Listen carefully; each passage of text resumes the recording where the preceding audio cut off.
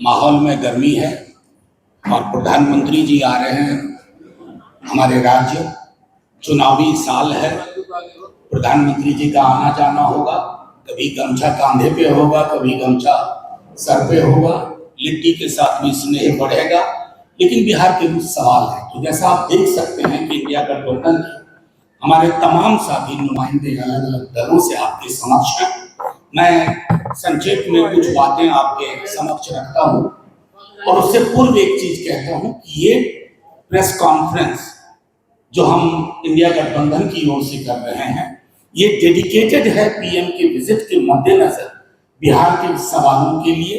और ये आपका हमारा साझा सरोकार है, क्योंकि आप और हम भले दो अलग भूमिका में हों, लेकिन हमारा मानना है कि बिहार की तरक्की के बगैर देश की तरक्की की कल्पना करना बेईमानी होगा, बल्कि बेईमानी होगी, डिसऑनेस्टी होगी। तो माननीय प्रधानमंत्री जी से पहला आग्रह है कि प्रधानमंत्री जी को मैं परसों सुन रहा था, परसों भुज में बोल रहे थे, पहलगाम की पीड़ा के बाद इस देश ने मैं भुला दिया, हम के माध्यम से बात हो रही थी। जो हम बिहारियों का भाव होता है, एक औसत बिहारी कभी मैं नहीं बोलता, हम बोलता।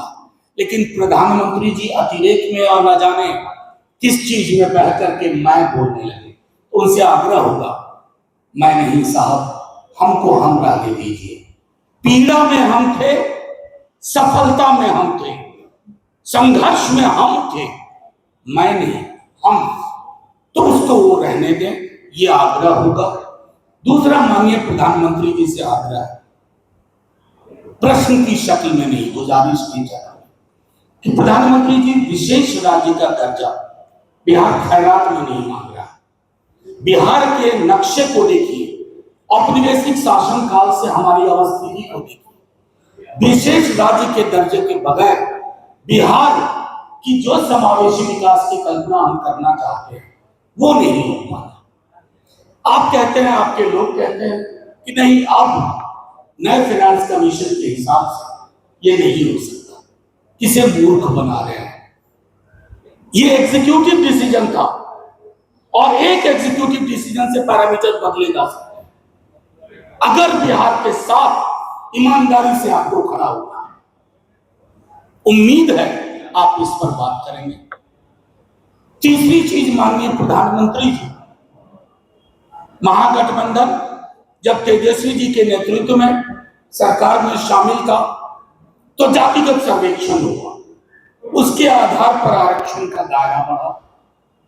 प्रॉक्सी तरीके से किसने कहां कोर्ट में क्या अवरोध उत्पन्न किए, सब आपके हाथ में है प्रधानमंत्री जी। इसको 9वीं अनुसूची में डालिए और जो बढ़े हुए आरक्षण का दायरा है उसको विवाद से बचाइए। रिलक्टेंटली ही सही, डगमगाते हुए सही, आज आप रास्ते पे आए। ऑपरेशन सिंदूर से पूर्व आपने कहा कि जातिगत जनगणना होगी। नेता प्रतिपक्ष बार बार कह रहे हैं, तेजस्वी जी हम अलर्ट मोड पे हैं, टाइमलाइन बताइए, क्योंकि बहुत सारी चीजें इससे जुड़ी हुई है। वुमेन रिजर्वेशन जुड़ा है, रिजर्वेशन विद इन रिजर्वेशन जुड़ा है, सेंसस के साथ डिलिमिटेशन है, और डिलिमिटेशन के बाद आनुपातिक प्रतिनिधित्व बढ़ने की बात है, आरक्षण का दायरा बढ़ने की बात है, और निजी क्षेत्रों में आरक्षण की बात है। तो ये सारी चीजें, मेरा मानना है कि प्रधानमंत्री जी बिहार आए तो रेटोरिक से आगे बढ़ करके आपको आगे बढ़ना होगा।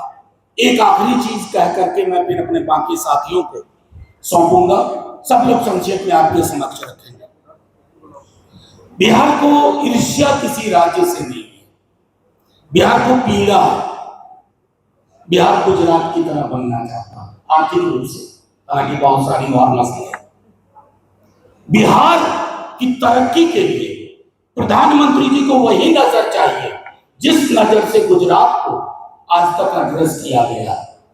ये नहीं होगा प्रधानमंत्री जी कि निवेश गुजरात में, पूंजी गुजरात में, और श्रम शक्ति जनसाधारण से श्रमिक जाए बिहार, तमाम आपदा को झेले। प्रधानमंत्री जी बिहार इस साइकिल को बदलना चाहता है, इसको दुरुस्त करना चाहता है। और हाँ, आज जब प्रधानमंत्री जी आप रोड शो से निकलेंगे तो संभवतः जो मुझे जानकारी है उसी सड़क से निकलेंगे जहां गोलियां लहराई गई। प्रधानमंत्री जी बस गुजर जाने को गुजर मत जाइएगा, थोड़ा ठहर जाइएगा और सोचिएगा बिहार की गवर्नेंस क्या है, कौन चला रहा है बिहार को। बिहार ना ऑटो पायलट मोड में है ना पायलट है और टर्बुलेंस बहुत है। तो प्रधानमंत्री जी चुनावी साल है, लेकिन बिहार चुनाव तक ही अपने अस्तित्व को नहीं देखता है। इस बात को ध्यान में रखते हुए बिहार में सौहार्द कैसे बरकरार रहे, जो मैंने पहले कहा कि बिहार हम की भावना से सोचता है। इस हम को भय और नफरत की आग में मत झोंकिएगा। हम बहुत भुगत चुके हैं, आपसे ये आग्रह होगा। अब मैं आग्रह करूंगा हमारे कांग्रेस के साथी राकेश जी से, सब लोग संक्षेप में अपनी बात करें।